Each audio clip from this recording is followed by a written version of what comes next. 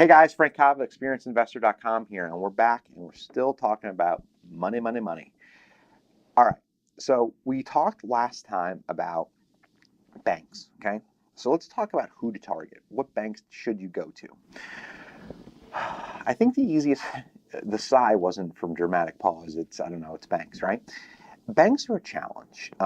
In our line of work, we want to have banks that are going to be as easy to work with as possible. Now, that's kind of an oxymoron because it's not easy to deal with a bank, but you'll find some banks that are friendlier to you than some other banks. So let's kind of dive into it.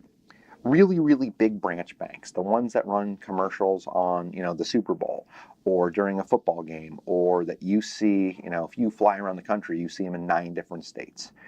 I don't want to use specific names, but the really, really, really big banks.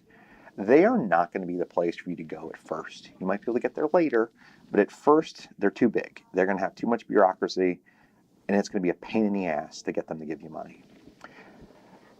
A bank that's better to target is a small to medium-sized regional bank.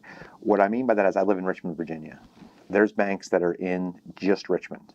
There's banks that are in like 10 counties in Virginia. Then there's a couple of banks that are in several counties in Virginia, but then they go up into Maryland and they go down to North Carolina.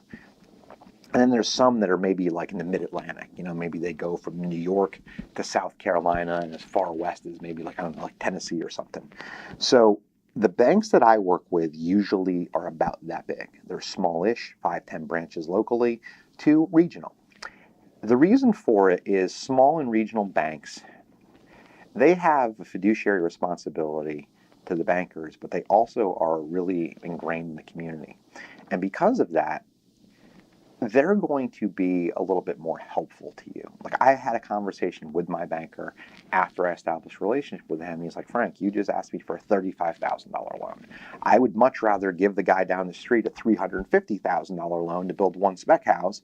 He goes, but you're a small business. You're just getting started. And my guess is 5 or 10 years from now, if I'm still doing this, you're going to be borrowing $300,000 and $400,000 chunks from me and not just 35 grand. It's my responsibility as a person in a small community bank to help you grow. That was an awesome answer, right? Because he gave me kind of the reason why he wants to work with me in the first place. Number one, he wants to support local businesses. Number two, he wants to grow his career over time with people whose portfolio is going to grow. So that's why you target a small bank. You're going to be able to find someone at that bank who is going to be friendly, who will help you, and who will lend money to you. In the next video, I'm going to talk about not only the types and sizes of banks to target, but who to target at that bank.